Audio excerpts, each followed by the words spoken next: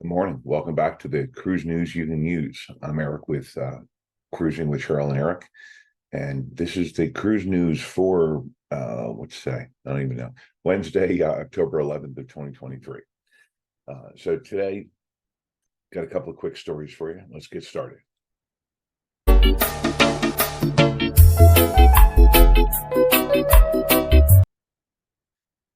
All right, so the newest Carnival ship, the Venezia. She was a Costa cruise line ship that Carnival bought and rehabbed and changed and painted, and now it's the Carnival Venezia. She sailed to the Caribbean over the last couple of days, and Curacao and Barbados presented her with when she arrived. They had the inaugural port celebration at each destination, and the ship's captain was presented with a really nice plaque to commemorate the first time that this Carnival ship touched their shores. Pretty cool welcoming ceremony from what I saw.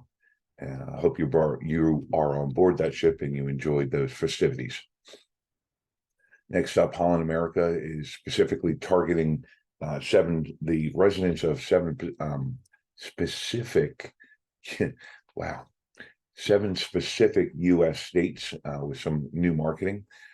So if you're one of the lucky ones that lives in Illinois, Texas, Wisconsin, Michigan, Ohio, Pennsylvania, or Florida, keep your eyes out because you guys are getting special offers from Holland America. They're specifically for Alaskan cruises for 2024, and this special offer is good for up to about $150 per cabin in onboard credit, depending upon which cruise and length and all that kind of stuff, what type of stateroom. The good thing is these offers can be combined with any of the other offers they're running. So check it out; might be worth it. So Norwegian's Breakaway made some changes the other night.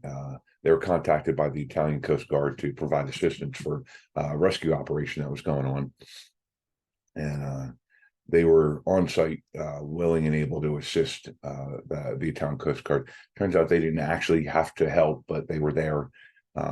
Kind of a okay, I'm guessing it's actually a maritime law that if you're in the area and they request that you come and assist, that you pretty much have to. So the Italian Coast Guard was helping about 200 migrants whose ship was less than seaworthy, let's call it. And turns out none of those people had to come on board the NCL ship, but she was there to assist. Downside is the passengers on board the Breakaway missed their stop in Catania, Sicily the next day because they spent too much time on station waiting to see if they could assist with the rescue.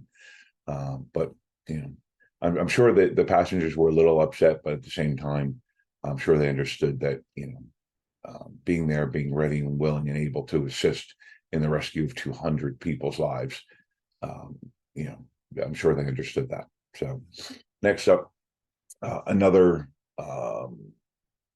port change. The Celestial Cruises, based out of Athens, Greece, they're changing the scheduled visits to Israel for basically the next 6 weeks. Their next six sailings are impacted by this. They've decided, because of what's going on, in Israel right now, the civil unrest is how they worded it.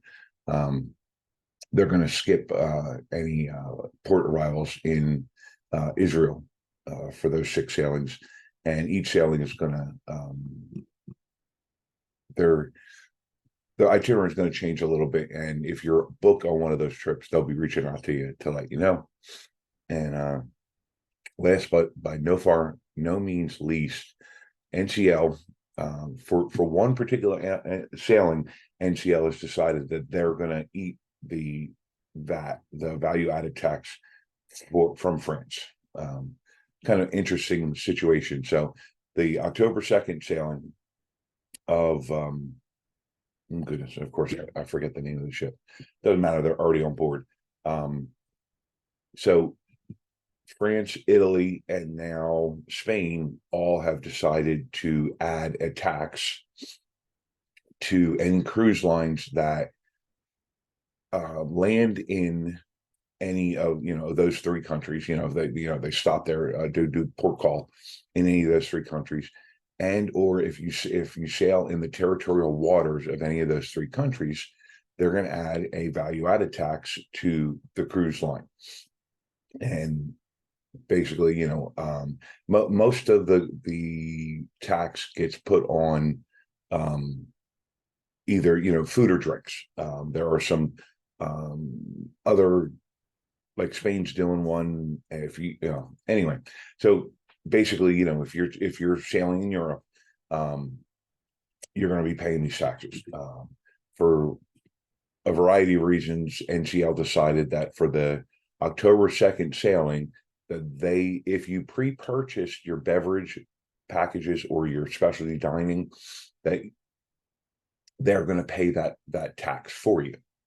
But they're also stopping in Italy and in Spain, and you're going to have to pay the VAT on those. So kind of an interesting situation. I'm kind of getting the feeling, I don't want to say that European countries are turning anti-cruise. The way that I read the story is that the officials, the governments in those countries have decided that it's not fair that cruise passengers don't pay the same VAT that tourists coming to staying in France or Italy or Spain have to pay. So they all enacted laws so that we now have to pay that VAT. And I kind of find that interesting because I'm on a cruise ship that happens to be one of the stops that we're going to for 6 hours, 8 hours is, say, in France, and we're eating and drinking on the ship, not on land. And, when we're on land, of course, you pay the VAT, you pay whatever taxes are applicable to where you're at, but you're on the ship that just happens to be in their territorial waters, and they feel that it's appropriate that we have to pay, even though we're on the ship. Okay. Wiser minds have decided this than mine. And okay, just know, if you're going to plan a European cruise anytime soon, there's going to be, at the end of your cruise, your room charges are going to be a little bit higher. So I hope that some of that information was helpful, useful. And that's about it. I hope you have a great rest of your day.